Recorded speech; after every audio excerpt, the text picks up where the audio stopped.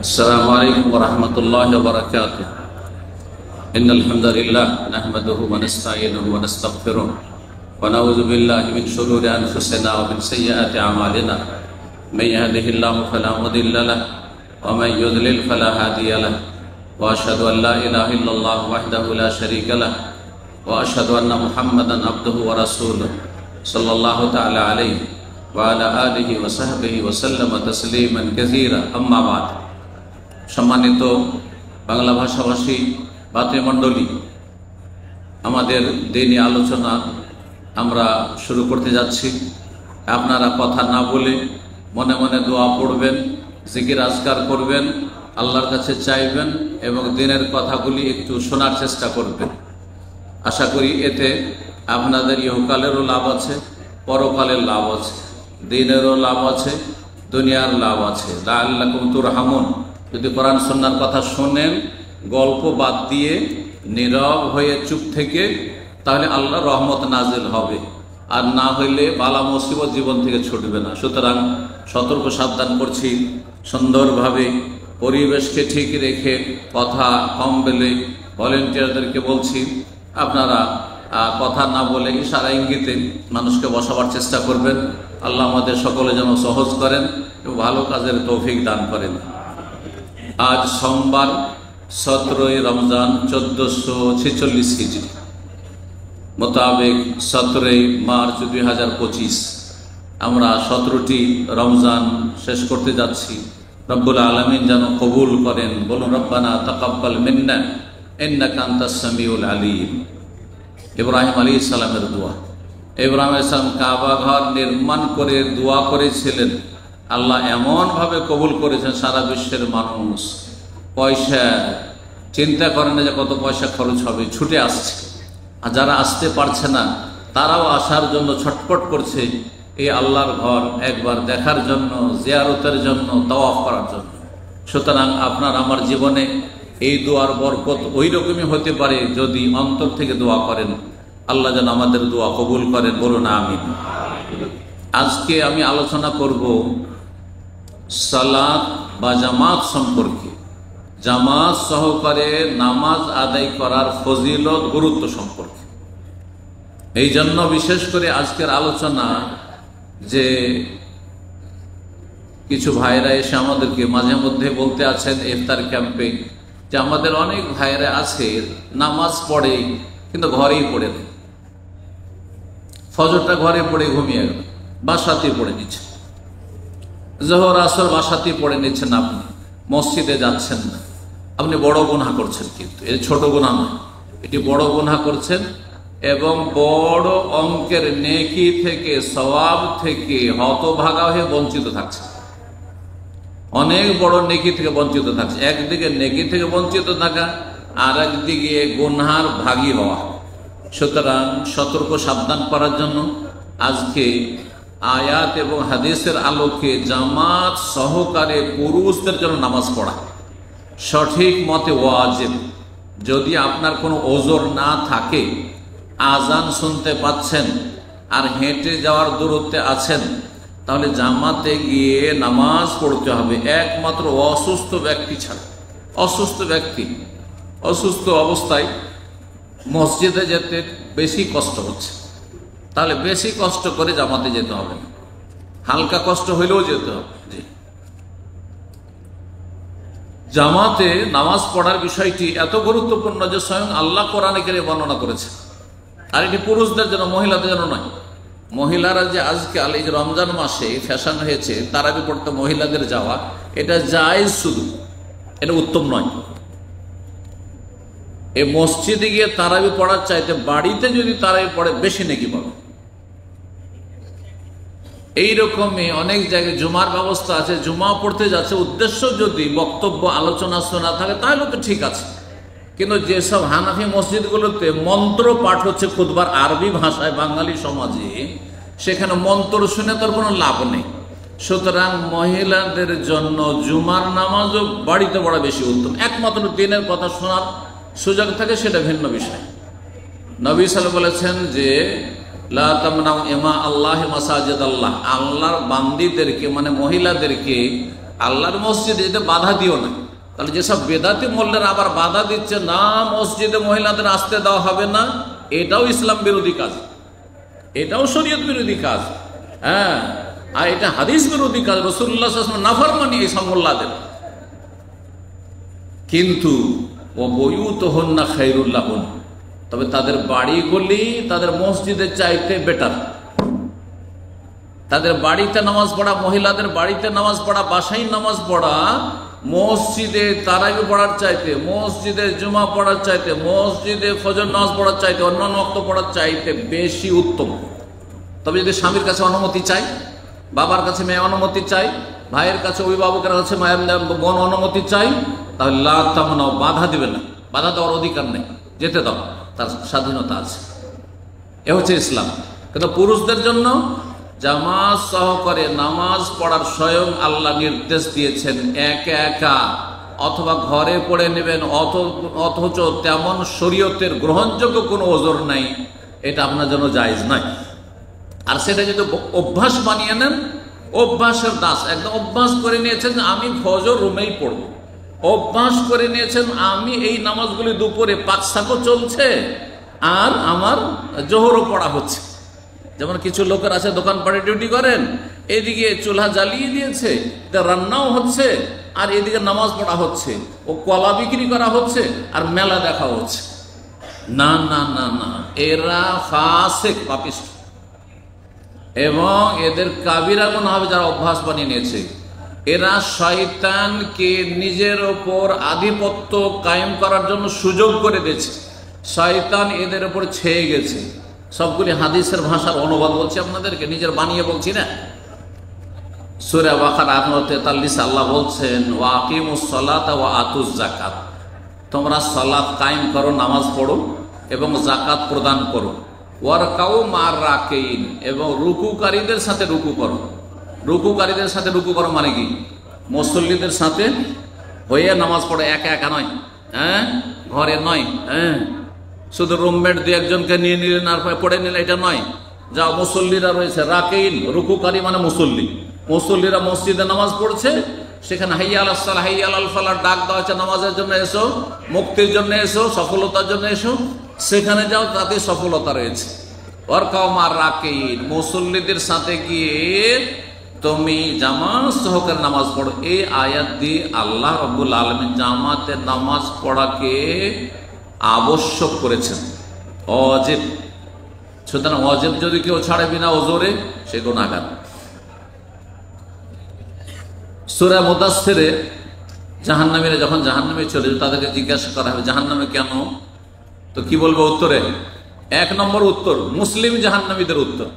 কাফের জাহান্নামীরা কি জন্য জাহান্নামে? কুফরি করার জন্য, মূর্তি পূজা করার জন্য, ইসলাম অমান্য করার জন্য, রসুলের কালিমা না মানার কারণে, কোরআনে বিশ্বাস না করার কারণে, পরকালে বিশ্বাস না করার কারণে, এভাবে তাদের জবাব হবে। কিন্তু মুসলিম জাহান্নামী 1 নম্বর জবাব হবে কালু, তারা বলবে লাম নাকুম মিনাল মুসাল্লিন, আমরা মুসল্লিদের অন্তর্ভুক্ত ছিলাম না। এর দুটো অর্থ, একটা হচ্ছে নামাজ পড়তাম না, আর একটা হচ্ছে মুসল্লিদের সাথে হইতাম না, মানে একা একা পড়ে নিতাম, কিন্তু মুসল্লিদের সাথে ওই মসজিদে নামাজ পড়তাম না। লাম নাকুম মিনাল মুসাল্লিন, মুসল্লিদের দলে শামিল ছিলাম না। মুসল্লিদের সাথে তাহলে শামিল হইতে হবে। এতে বহুমুখী ফায়দা রয়েছে। জামাতের নামাজ পড়লে আপনার গ্রামবাসী, মহল্লার লোক, পাড়ার লোকের সাথে দেখা করার জন্য রেডি হয়ে যেতে হবে না। 5 টাইম যাচ্ছেন, এমনিতে দেখা সাক্ষাৎ হয়ে যাচ্ছে। নামাজও পড়া হলো জামাতে, আর গ্রামের লোকজনের সাথে দেখা সাক্ষাৎ হয়ে গেল। তাদের সুখ দুঃখ সম্পর্কে জানতে পারলেন, যারা অভাবী আছে তাদের অভাব সম্পর্কে জানতে পেরে তাদের সাহায্য করবেন, আর যাদের বাড়িতে কোনো খুশি হয়েছে তাকে মোবারকবাদ সেখান থেকে মসজিদ থেকে দেওয়ার সুযোগ পেয়ে গেলেন। আর কেউ মরেছে তো তার জানাজার খবর সেখানে পেয়ে গেলেন হয়তো মানুষের মুখে। কিন্তু ঘরের মধ্যে যদি বন্ধ থাকেন, সবাই আপন আপন জায়গায় নামাজ পড়েন, তাহলে হবে খোঁজ খবর, পাশের লোকের খবর পাবেন না, পাশের বাসার লোকের খবর পাবেন না যে তারা কি অবস্থায় আছে, ঠিক কিনা? ঠিক। তারপরে জামাতে নামাজ পড়লে আরো বহুমুখী ফায়দা রয়েছে, বহুমুখী ফায়দা রয়েছে, যেগুলি বলতে গেলে সময় তাতে লেগে যাবে। সুতরাং এগিয়ে যাই। যদি নামাজ জামাত সহকারে না পড়েন, অভ্যাসের দাস হয়ে যান, বদ অভ্যাস, যে ঘরেই আপনি নামাজ সেরে নিচ্ছেন, তাহলে জাহান্নামে যাওয়ার কারণ হতে পারে। সূরাতুল মুদাসসিরের এই আয়াত প্রমাণ করে। জামাতে নামাজ পড়া এত গুরুত্বপূর্ণ যে জিহাদের ময়দানে রাসূলুল্লাহ সাল্লাল্লাহু আলাইহি ওয়াসাল্লাম যখন থেকেছেন তখনও একা একা নামাজ পড়ার পারমিশন আল্লাহ দেননি। একটি নামাজ রয়েছে হাদিসের কিতাবে, যে নামাজের নাম হচ্ছে সালাতুল খৌফ। সালাতুল খৌফ মানে কি?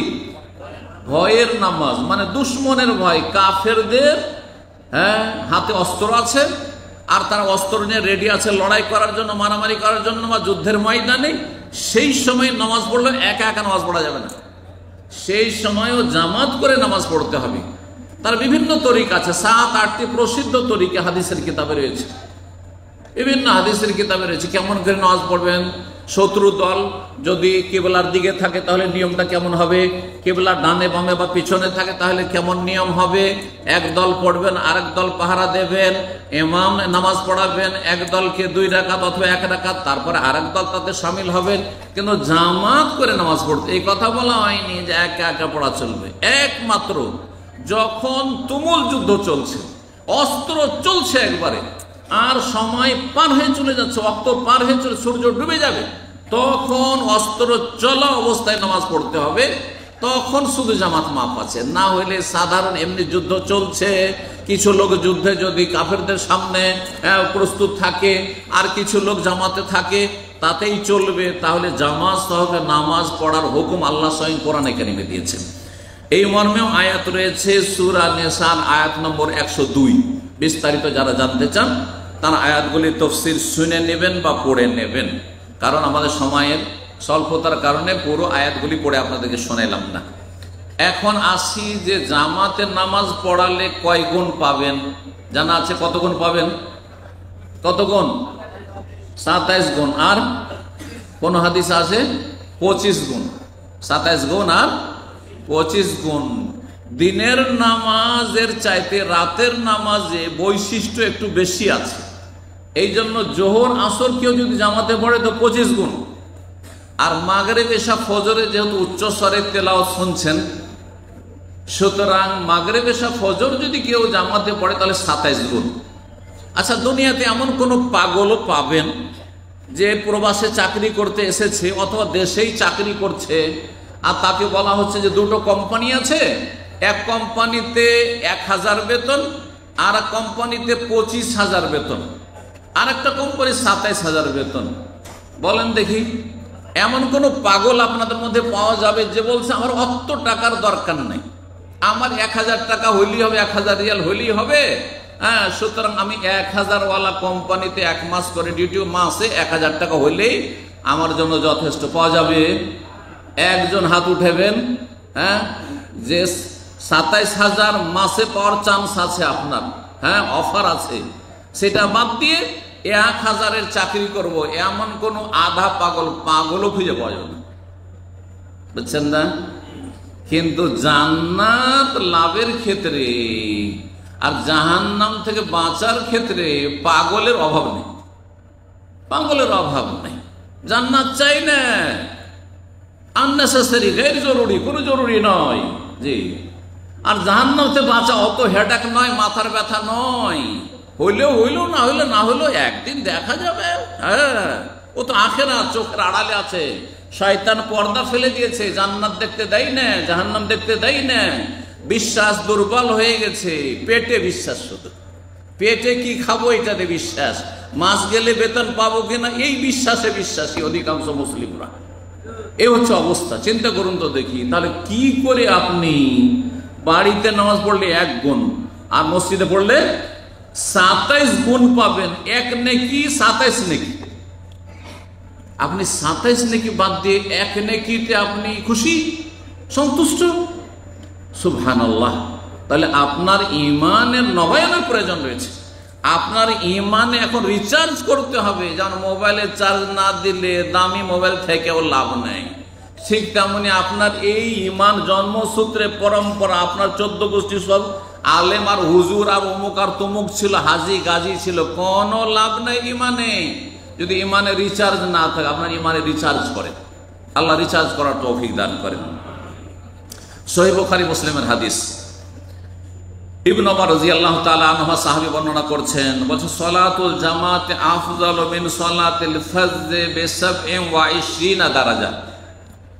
জামাতে নামাজ পড়া একাকী নামাজ পড়ার তুলনায়, একাকী একজন নামাজ পড়ছে, একা একা নামাজ পড়ছে বাড়িতে, আর আরেকজন জামাতে গিয়ে নামাজ পড়ছে, যেই ব্যক্তি জামাতে নামাজ পড়লো সে কত গুণ পেল?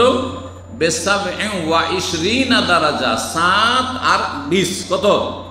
27 গুণ বেশি সওয়াব পেল ওই ব্যক্তি, 27 গুণ বেশি সওয়াব।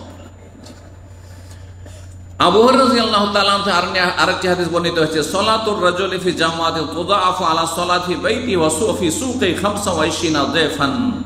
একজন মানুষ যদি জামাতে নামাজ পড়ে আর আরেকজন বাড়িতে নামাজ পড়ে বা নিজের দোকানে নামাজ পড়ে নাই, হ্যাঁ অফিসেই নামাজ পড়ে নিল, তাহলে যেই ব্যক্তি অফিসে বা বাড়িতে বাসাতে নামাজ পড়লো সেই ব্যক্তির তুলনায় কত গুণ বেশি পেল? 25 দারাজা, 25 গুণ বেশি নাকি পেল, 25 গুণ বেশি নাকি পেল। কেন?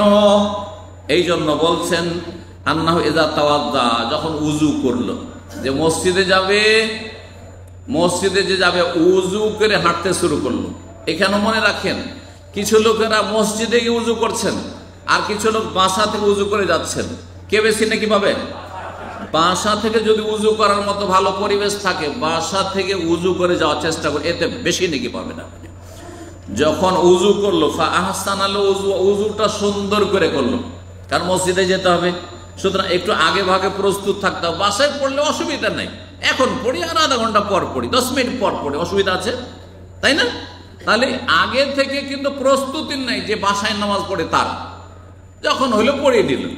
কিন্তু মসজিদে গেলে আরে আজান হয়ে গেছে, আজানের টাইম হয়ে গেছে, অথবা একামতের টাইম হতে তাড়াতাড়ি আগে থেকে রেডি হও, নাহলে জামাত পাবো না বা 1 রাকাত ছুটে যাবে ইত্যাদি।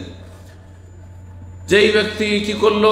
উযু করলো, সুন্দর করে উযু করলো, সুম্মা খারাজা ইলাল মসজিদ, তারপরে মসজিদে রওনা দিল। কি জন্য মসজিদ গেল?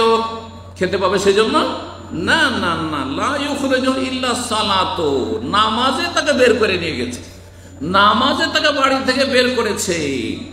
তাহলে কি হবে? প্রতিটি কদমে কদমে রাসূলুল্লাহ সাল্লাল্লাহু আলাইহি ওয়াসাল্লাম বলেছেন, লাম ইয়াখতু খুতওয়া খাতওয়াতান ইল্লা রফিআত লাহু বিহা দারাজা, একটা কদম রাখলেই একটা মর্যাদা উঁচা করা হবে জান্নাতে। সুবহানাল্লাহ, একটা যেমন কদম রাখলো কি করা হলো? একটা মর্যাদা উঁচা করা হলো। অহুত্তাত আনহু বিহা খাতিয়া, একটি গুনাহ মাফ করে দেওয়া হলো, এক কদমে এক গুনাহ মাফ। চিন্তা করুন তো কতটি ধাপ রাখছেন, আজকাল মোবাইলে কিন্তু কাউন্ট করছে, আছে ওইরকম অ্যাপস আছে যে কত ধাপ কত স্টেপ আপনি চলেছেন, যত স্টেপ চললেন একটা করে গুনাহ মাফ হলো, একটা করে জান্নাতে মর্যাদা উঁচা হইল। ফাইজা সাল্লাহ, মসজিদে পৌঁছিলেন, গিয়ে জামাতে নামাজ পড়লাম, তাজালিল মালায়েকাতু সাল্লি আলাইহি, ফেরেশতা দোয়া করতেই থাকে। যখন মসজিদে ঢুকেছেন ফেরেশতা আপনার জন্য আমার জন্য দোয়া করতে আছে। মাদামা ফি মুসাল্লা, যতক্ষণ পর্যন্ত নামাজের জায়গায় অবস্থান করছে, নামাজের আগে হোক অথবা নামাজের পরে হোক, কিন্তু উযু অবস্থায় হইতে হবে। নামাজ শুরু হইতে এখনো 10 মিনিট 15 মিনিট 20 মিনিট দেরি আছে, বসে আছেন আপনি, জিকির আজকার যদি করেন প্লাস পয়েন্ট, বেশি নেকি, আরো নেকি পেলেন। কোরআন তেলাওয়াত করেন, বেশি নেকি পেলেন। দোয়া করেন, আলাদা নেকি পেলেন। চুপ করেও যদি বসে থাকেন, নীরব হয়ে মসজিদের আদব কায়দা খেয়াল রেখে চুপচাপ বসে আছেন, কিসের অপেক্ষায়? জামাতের অপেক্ষায় বসে আছেন, তাহলে কি হবে? ফেরেশতার দোয়া বর্ষণ হইতেই আছে, দোয়া করতেই আছে। কি দোয়া করে? আল্লাহুম্মা সাল্লি আলাইহি, আল্লাহ এই নামাজি মুসল্লির উপর তুমি রহমত নাজিল করো। আল্লাহুম্মা রহমহু, তার উপর দয়া করো। আল্লাহুম্মা গফির লাহু, আল্লাহ তাকে ক্ষমা করো। এই দোয়াগুলি করতে থাকেন। ওয়ালা ইয়াজালু ফি সালাতিন মান তাদারাস সালাত, যতক্ষণ নামাজের জন্য অপেক্ষা করতে থাকবে ততক্ষণ পর্যন্ত যেন সে নামাজ অবস্থায় আছে। নামাজে থাকলে যে নেকিটা পায়, সওয়াবটা পায়, সেই সওয়াব নামাজের জন্য অপেক্ষার কারণেও পেতে থাকবে। শাইখ বাজ রাহিমাহুল্লাহ বলেন অপেক্ষা দুই রকম, একটা হচ্ছে সশরীরে অপেক্ষা করা, সশরীরে অপেক্ষা করেন, বা মসজিদে গিয়ে আপনি সশরীরে সেখানে অপেক্ষায় আছেন জামাতের, এটা একটা অপেক্ষা। আর একটা অপেক্ষা করা যে সবসময় আপনার ধান্দা লেগে আছে, চিন্তা লেগে আছে, কি যে কখন আজান হবে, কখন নামাজের সময় হবে, বারবার করে ঘড়ি দেখছেন যে আজানের সময় হইল নাকি, নামাজের সময় হইল নাকি। এই যে একটা অপেক্ষা, মানসিক অপেক্ষা, মানসিকভাবে অপেক্ষা করা, এতেও সওয়াব রয়েছে ইনশাআল্লাহ। আর একটি ফজিলত শুনেন, জামাতে নামাজ পড়লে, এশার নামাজ জামাতে পড়লে কত ফজিলত, আর ফজরের নামাজ জামাতে পড়লে কত ফজিলত। কেন? এই জন্য যে ফজরের নামাজ গাফিলতির সময় নামাজ, বিশেষ করে শহর বাজারে, যারা শহর বাজারে বসবাস করে তাদের জন্য ফজরের নামাজ বেশি মুশকিল, ঠিক না? কারণ তারা রাত 12টার আগে ঘুমাবার প্রশ্নে উঠে না। এমনিতে আড্ডা দিলেও দেবে, এমনি জেগে থাকবে, ও মোবাইলের সাথে জেগে থাকবে, ও ফেসবুক নিয়ে জেগে থাকবে, ঠিক কিনা? কিন্তু গ্রামে গঞ্জে যেসব এলাকায় ধরেন বিদ্যুৎ নেই, আজকাল তো গ্রামও শহরের মতো প্রায় হয়ে গেছে, আজকে থেকে 30 বছর আগে যে সবগুলো গ্রাম বলতাম সেগুলো এখন শহর বাজারের মতো হয়ে গেছে। সেখানে সমস্ত মোটামুটি ফ্যাসিলিটি পাওয়া যাচ্ছে, বিদ্যুৎ আছে, সবই আছে, লাইট আছে, সব আছে, অন্ধকার নেই। কিন্তু একসঙ্গে আমরা ছোটকালের নামাজ পড়েছি, মাগরিবের একটু অন্ধকার হলে কে যায়, সাপের ভয়, জিন শয়তানের ভয়, ছোট আমরা জিন শয়তানের ভয় লাগে, কি জানি পিছন থেকে কি হয়েছে না হয়েছে, চোর ডাকাতের ভয়, তাই না, দুশ্মনের ভয়, হিংসুকের ভয়, কত রকমের ভয়, বিশেষ করে সাপের ভয় তো খুবই ভয় আমাদের দেশে, তাই না? কিন্তু ফজরের সময় গ্রামের লোকের জন্য অত ভয় নেই। গ্রামের লোকেরা আগের যুগে করতো কি, সন্ধ্যাবেলা খেয়ে দিয়ে ঘুমিয়ে গেল, 7টা 8টা হইতে হইতে 9টা হইতে হইতে একেবারে ঘুমিয়ে গেল। কত ঘুমাবে?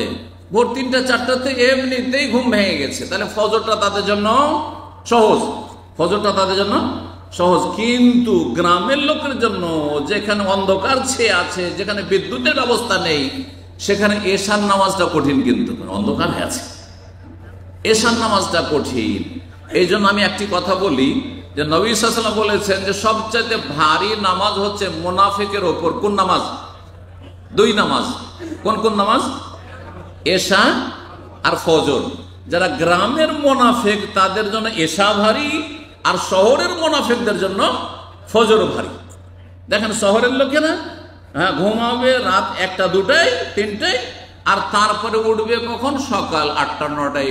বাবু ঘুম ভাঙছে, আর তারপরে চা পানি করছে, আর তারপরে দোকানপাটে ব্যবসা করে, সে ব্যবসায় গিয়ে বসবে, অথবা চাকরি বাকরির জন্য প্রস্তুত হবে। এই হলো তাদের লাইফ স্টাইল। এগুলো নেফাক, এগুলো হচ্ছে মুনাফিকের চরিত্র। যেই এই দুটো লক্ষণ থেকে আপনাকে মুক্ত থাকতে হবে। আপনার জন্য এশা যেন ভারী না লাগে, আর ফজর যেন ভারী না লাগে, বরং স্বতঃস্ফূর্ত ভাবে এশার নামাজ জামাতে গিয়ে পড়বেন মসজিদে, আর ফজর নামাজ জামাতে গিয়ে মসজিদে পড়বেন। ফজরে উঠতে পারেন না, তার মানে আপনার অন্তরে এখনো কপটতা ভরা আছে। ইসলাম সম্পর্কে আপনি আন্তরিক না, জান্নাত সম্পর্কে আপনি আন্তরিক না, জাহান্নাম থেকে বাঁচার ক্ষেত্রে আপনি এত মুখলেস আন্তরিক না, এখনো ভেজাল আছে অন্তরে। শয়তানকে জায়গা দিয়ে রেখেছেন, নিজের কুপ্রবৃত্তির অনুসরণ এখনো ভিতরে ঢুকে আছে। আল্লাহ বুঝার তৌফিক দান করেন। শোনেন, এশা যদি জামাতে পড়েন তাহলে কত ফজিলত, আর ফজর কত পড়লে কত ফজিলত। তৃতীয় খলিফা রাশেদ উসমান বিন আফফান রাদিয়াল্লাহু তাআলা আনহু বর্ণনা করছেন, সামিআতু রাসূলুল্লাহ সাল্লাল্লাহু আলাইহি ওয়াসাল্লাম, আমি রাসূলুল্লাহ সাল্লাল্লাহু আলাইহি ওয়াসাল্লামকে বলতে শুনেছি। কি বলেছেন তিনি? মান সাল্লাল এশা ফি জামাতিন, যেই ব্যক্তি এশার নামাজ পড়বে জামাতে গিয়ে মসজিদে, ফাকান্নামা কামা নিসফাল লাইলে, সেই ব্যক্তি অর্ধেক রাত তাহাজ্জুদ পড়ার নেকি পেয়ে গেল। বলুন সুবহানাল্লাহ। চিন্তা করুন তো দেখি, এশার নামাজ আপনি এই যে মসজিদে পড়বেন, তারাবি তো ওটা প্লাস অতিরিক্ত, শুধু এশা যদি জামাতে গিয়ে পড়েন তাহলে অর্ধেক রাত তাহাজ্জুদের সব আপনি পেয়ে গেলেন। গোটা বছর শুধু রমজানে নয়। ওয়ামান সাল্লা সুবহা ফি জামাতিন, আর যেই ব্যক্তি ফজরের নামাজ পড়বে জামাতে, ফাকান্নামা কামাল লাইলা কুল্লাহু, সে যেন সারা রাত কি পড়লো? তাহাজ্জুদ পড়লো। সারা রাত তাহাজ্জুদ। এমন কেউ আছে সারা রাত তাহাজ্জুদ পড়া লোক? আজকাল পাবেন না কোথাও। সারা রাত তাহাজ্জুদ পড়া লোক কোথাও খুঁজে পাবেন না, কিন্তু সারা রাত তাহাজ্জুদের নেকি পাচ্ছেন ওই ভাগ্যবান লোকেরা, ওই ভালো মানুষরা যারা এশার নামাজও জামাতে পড়েন আর ফজরের নামাজও জামাতে পড়েন। সহিহ মুসলিমের হাদিস। আল্লাহ যেন আমাদেরকে বুঝার তৌফিক দান করেন এবং জামাতে সালাত আদায়ের যেন তৌফিক দান করেন। রাসূলুল্লাহ সাল্লাল্লাহু আলাইহি ওয়াসাল্লামের আরেকটি হাদিস সুনান মুসনাদ আহমদ, আবু দাউদ, নাসাঈতে রয়েছে।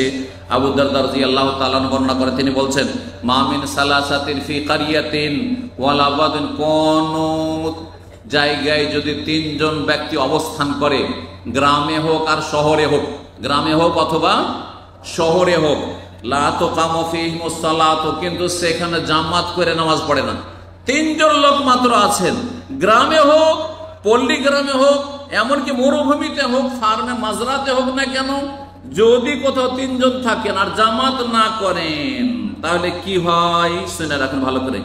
ইল্লা কাদ ইস্তাহওয়াজা আলাইহিমুশ শায়তান, না হলে শয়তান তাদের উপর ছেয়ে যাবে, শয়তানের আধিপত্য হুকুমত কায়েম হয়ে যাবে, শয়তানের রাজত্ব তাদের অন্তর উপর কায়েম হয়ে যাবে, তাদের অন্তরকে ডিল করবে, পরিচালনা করবে ইবলিস শয়তানে।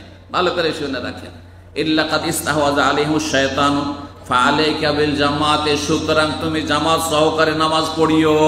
যারা জামাতে নামাজ না পড়ে একা একা সবসময় নামাজ পড়ে, তাদের উদাহরণ হচ্ছে পাল ছাড়া বকরির মতো। পাল ছাড়া বকরি বুঝেন? পালে 100-200 বকরি আছে আর একটা পাল থেকে ছটকে গিয়ে আলাদা হয়ে চড়ছে। নেকড়ে বাঘ কিন্তু খুব ভীতু, বাঘের মধ্যে সবথেকে ভীতু বাঘ হচ্ছে নেকড়ে বাঘ। ও যদি পালে 50টা বকরি দেখে তো ওখানে হামলা করবে না, যদি একটা বকরি একটা ছাগল পায় তখন সেখানে গিয়ে হামলা করবে। বলছেন যারা জামাতের নামাজ না পড়ে তাদের উদাহরণ হচ্ছে পাল ছাড়া ছাগলের মতো, আর পাল ছাড়া ছাগলের ওপর আক্রমণ করে খেয়ে ফেলে। ফাইন্নামা ইয়াকুলু যিবুল কাসিয়াতা, নেকড়ে বাঘ পাল ছাড়া বকরিকে খেয়ে ফেলে। ওই রকমই ইসলামের নেকড়ে বাঘ হচ্ছে ইবলিস শয়তান, জিন শয়তান। যারা জামাতের নামাজ না পড়বে তাদেরকে খেয়ে ফেলবে, তাদেরকে সাথে করে জাহান্নামে নিয়ে চলে যাবে, আর জান্নাতে যেতে দিবে না। আল্লাহ যেন বুঝার তৌফিক দান করেন। ওয়া জাযাকুমুল্লাহু খাইরান। আল্লাহ যেন আমাদেরকে জামাত সহকারে নামাজ পড়া তৌফিক দান করেন। আরো বেশ কিছু হাদিস রয়েছে, নবী সাল্লাল্লাহু আলাইহি সাল্লাম যারা জামাতে হাজির হয় না, ঘরে নামাজ পড়ে, তাদের সম্পর্কে বলেছে তাদের বাড়িগুলি জ্বালিয়ে দিতে আমার মনটা চাইছে। চাইলেন যে আমি নামাজ না পড়িয়ে কাউকে লাগিয়ে দিয়ে অমতি করতে, আর তারপরে অন্যরা পড়ায় কার আমি যাই আর তাদের বাড়িগুলো ফাওয়ারে পালি বুয়ুতাহুম বিন্নারে। তারপরে বলেন কেন জ্বালাবো না, লাউলান নিসা ও সিবিয়ান, বাড়িতে যে মহিলারা আছে ওদের জামাত ফরজ নেই, আর যে শিশুরা আছে তাদের নামাজ ফরজ নেই। এই দুটো কারণে আমি শুধু বাড়িগুলি বেনামাজি মুনাফিকদের বাড়ি জ্বালাইলাম না, নাহলে তাদের বাড়িগুলি জ্বালিয়ে দিতাম। সহিহ বুখারী মুসলিমের হাদিস। নবী সাল্লাল্লাহু আলাইহি ওয়াসাল্লামের কাছে অন্ধ ব্যক্তি এসে অনুমতি চেয়েছেন, ইয়া রাসূলুল্লাহ আমি তো যেতে পারবো না, আমাকে নিয়ে যাওয়ার কেউ নেই মসজিদে, তো আমি বাড়িতে নামাজ পড়বো। তুমি পূর্ণ যদি সওয়াব পেতে চাও, আজান শুনছো? বলছে হ্যাঁ আজান শুনতে পাচ্ছি। তাহলে আজান ফলো করে তুমি মসজিদ আসার চেষ্টা করে, এত দূর পর্যন্ত নবী সাল্লাল্লাহু আলাইহি ওয়াসাল্লাম বলেছেন। সুতরাং জামাত সহকারে যথাসাধ্য নামাজ পড়ার চেষ্টা করবেন, আর না হলে ক্ষতিগ্রস্ত হবেন। আল্লাহ আমাদেরকে জামাত সহকারে সুন্দরভাবে নামাজ আদায়ের তৌফিক দান করেন, 5 ওয়াক্ত সালাত আদায়ের তৌফিক দান করেন। যেসব ভাইরা এখানে অবস্থান করছেন আল্লাহ তাদের খালিস অন্তর থেকে তওবা করার তৌফিক দান করেন। 5 ওয়াক্ত নামাজি হিসাব আল্লাহ কবুল করেন। বেনামাজি হওয়ার অপরাধ থেকে আল্লাহ যেন মুক্তি লাভের তৌফিক দান করেন, জান্নাতের পথে চলার তৌফিক দান করেন, জাহান্নামের আযাব থেকে রক্ষা করেন। ওয়া সাল্লাল্লাহু আলা মুহাম্মদ ওয়া আলা আলিহি ওয়া সাহবিহি আজমাইন।